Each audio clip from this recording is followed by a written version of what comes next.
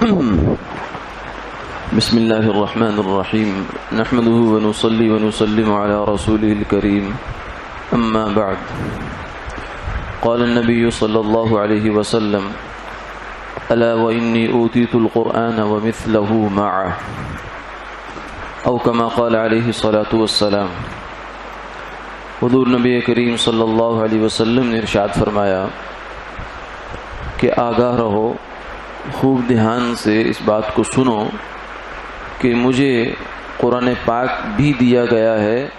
اور قرآن پاک کی مثل بھی اس کے ساتھ دی گئی ہے۔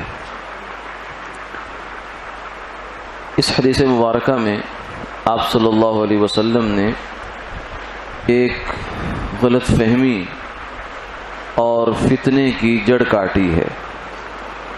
یہ غلط فہمی اور فتنہ یہ ہے جو اس زمانے میں بھی ہے اور پہلے زمانوں میں بھی تھوڑا تھوڑا رہا ہے کہ لوگ یہ سمجھتے ہیں کہ قرآن بس اصل ہے اور قرآن ہی کافی ہے۔ سیدنا عمر رضی اللہ تعالی عنہ نے ایک موقع پر یہ فرمایا کہ ایک زمانہ ایسا آئے گا کہ ایک آدمی ٹیک لگائے ہوئے ہوگا اپنے تخت پر اور وہ یہ کہے گا حسبنا کتاب اللہ، ہمیں قرآن کافی ہے۔ یہ جو قرآن کی کفایت ہے یا اس کا کافی ہونا ہے، اگر تو اس کا مطلب یہ ہے کہ قرآن پاک میں اللہ نے ساری چیزیں بیان فرمائی ہیں اور شفا ہے، بہت ساری ہے، تو اس میں تو کوئی شک نہیں۔ لیکن اگر اس کا یہ مطلب ہے کہ قرآن پاک کافی ہونے کے پردے میں حدیث پاک کا، حدیث مبارکہ کا انکار کیا جا رہا ہے تو یہ بہت بڑی گمراہی ہے، کیونکہ خود سرکار دو عالم صلی اللہ علیہ وسلم نے فرمایا کہ مجھے قرآن بھی اللہ نے عطا فرمایا ہے اور اس کے ساتھ ساتھ اور وحی بھی مجھ پر آئی ہے جو حدیث کی شکل میں ہے۔ اور خود قرآن پاک میں بے شمار جگہوں پر اس کا اشارہ موجود ہے کہ ایک حکم موجود ہے نازل کیا گیا، مگر قرآن پاک کی آیتوں میں کہیں اس کا ذکر نہیں ہے۔ کئی احکامات ایسے ہیں، پھر خود قرآن پاک میں فرمایا ان علینا جمعہ وقرآنا۔ جب آپ صلی اللہ علیہ وسلم پر وحی نازل ہوتی تھی تو آپ شروع کے زمانے میں اس اندیشے سے کہ کہیں بعد میں بھول نہ جاؤں، ساتھ ساتھ جبریل علیہ السلام کے پڑھنا شروع کر دیتے تھے۔ تو فرمایا کہ لا تحرک به لسانک لتعجل به، آپ کو زبان کی حرکت دینے کی ضرورت نہیں ہے، ہمارے ذمے ہے اس قرآن کو جمع کرنا اور اس کو پڑھنا۔ ثم ان علینا بیانا، پھر اس قرآن پاک کی وضاحت کیا ہوگی، اس کا بیان کیا ہوگا، یہ بھی ہمارے ذمے ہے۔ تو قرآن بھی اللہ نے اپنے ذمے لیا اور اس کی وضاحت ابھی اپنے ذمے لی، اور وہ وضاحت سرکار دو عالم صلی اللہ علیہ وسلم کی احادیث مبارکہ ہیں، کیونکہ جناب اپنی خواہش سے گفتگو نہیں فرماتے۔ وما ينطق عن الهوى ان هو الا وحی یوحى، آپ اپنی مرضی سے گفتگو نہیں فرماتے، بلکہ دین کی نسبت سے آپ نے جو کچھ بھی ارشاد فرمایا ہے وہ وحی ربانی ہے، وہ وحی الہی ہے۔ تو اس لیے حدیث کے ذخیروں میں جتنی بھی احادیث موجود ہیں اور نفس حدیث یہ حجت ہے۔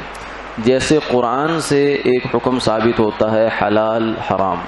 جائز ناجائز، کسی بھی چیز کا سٹیٹس اور جو حکم ہے قرآن پاک سے ثابت ہوتا ہے، قرآن پاک اس کے لیے اتھارٹی ہے، اسی طریقے سے حدیث مبارکہ بھی اتھارٹی ہے کہ حدیث میں اگر ایک قرآن پاک میں ایک چیز کا تذکرہ نہیں ہے، قرآن پاک اس سے خاموش ہے، لیکن سرکار دو عالم صلی اللہ علیہ وسلم کی حدیث میں اس کا تذکرہ آتا ہے، تو وہ بھی ایسے ہی ہے جیسے قرآن پاک میں تذکرہ آ گیا، اس کے بارے میں جو حکم آ جائے گا۔ اس زمانے کا ایک بہت بڑا فتنہ ہے، یہ جو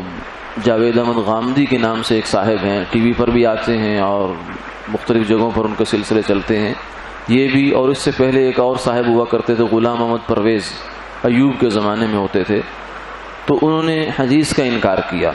جاوید احمد غامدی جو ہے یہ کہتا ہے کہ میں سنت کو مانتا ہوں، لیکن سنت کا مطلب حدیث نہیں ہے،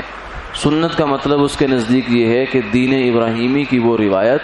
جو آپ صلی اللہ علیہ وسلم تک چلتی آئی اور آپ اس میں تھوڑے سے معمولی اضافے فرمائے اور آگے جاری کر دیا،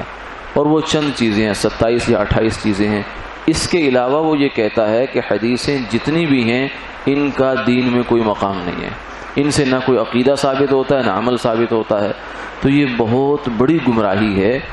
کہ جو لوگ حدیث کو نہیں مانتے وہ قرآن پاک کی من مانی تعویل کرنا چاہتے ہیں۔ یعنی قرآن پاک کا ایک مطلب وہ ہے جو سرکار دو عالم صلی اللہ علیہ وسلم نے سمجھایا، صحابہ نے سمجھا اور سمجھایا، اور ایک مطلب جو ہے جو 14ویں-15ویں صدی میں یہ صاحب بیان کر رہے ہیں۔ وہ کہتا ہے کہ میرا مطلب لو، حدیث جو حضور نے مطلب بیان فرمایا وہ نہیں لو۔ تو یہ اس قسم کے فتنے جراثیم جو ہے وہ گاہے گاہے سامنے آتے رہتے ہیں۔ تو اپنے ذہن کو اس حوالے سے کلیئر رکھنا بہت ضروری ہوتا ہے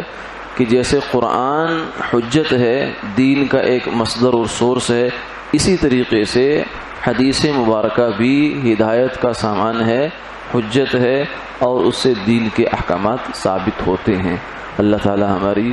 ان فتنوں سے اور گمراہیوں سے ہماری اور ہماری نسلوں کی حفاظت فرمائے۔ ابھی دعا سے پہلے انشاءاللہ ختم نبوت کے عنوان پر مہمان ہمارے تشریف لائے ہوئے ہیں، وہ کچھ 4-5 منٹ فرما رہے ہیں، گفتگو فرمائیں گے، اس کے بعد انشاءاللہ دعا کریں گے۔ آج کا جو مسئلہ ہے اس کی جگہ انشاءاللہ ان کی گفتگو ہم سماعت فرمائیں گے۔